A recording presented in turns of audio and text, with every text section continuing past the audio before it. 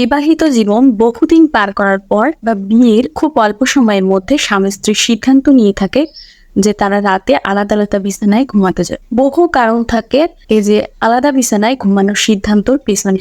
এই যে সিদ্ধান্ত নেওয়া একে বলা হয়ে থাকে স্লিপ ডিভোর্স। এই স্লিপ ডিভোর্সের কারণে সম্পর্কের মধ্যে আসলে কি ধরনের প্রভাব ফেলতে পারে বা এর কারণটা 2019 সালে আমেরিকার একটা সংবাদ সংস্থা আমেরিকা, ইউরোপ এবং এশিয়ার কয়েকটি দেশের উপরে একটা সমীক্ষা চালায়, যেখানে ছোট ছোট অনেকগুলো কারণ বের হয়ে আসে। তো সেই সমস্ত কারণের মধ্যে উল্লেখযোগ্য কয়েকটি কারণ ছিল যে দেখা যায় যে দুইজন পার্টনারের ঘুমের সময় আলাদা। দ্বিতীয় কারণ হিসেবে তারা ইঙ্গিত দিয়েছিল একজন আরেকজনের নাক ডাকার শব্দ বা শ্বাসের শব্দে ঘুমাতে অসুবিধা হয়। আর একটা কারণ ছিল একে অপরের পরিচ্ছন্নতা নিয়েও এক একজনের অসুবিধা থাকে। এছাড়া ঘুমোতে যাওয়ার আগে ঝগড়া বা দিনে ঝগড়া অর্থাৎ সম্পর্কের মধ্যে তিক্ততাও এই স্লিপ ডিভোর্সের একটা অন্যতম কারণ। একজন আরেকজনের পাশে ঘুমানোর অভ্যস্ততা না থাকা, এছাড়া ঘরের বিভিন্ন পরিবেশ নিয়েও অনেকের মধ্যে সমস্যা বা জটিলতা হওয়ার কারণে এটা হয়। যেমন লাইট অফ করে ঘুমাবে নাকি লাইট জ্বালিয়ে ঘুমাবে, টেলিভিশন কতক্ষণ চলবে,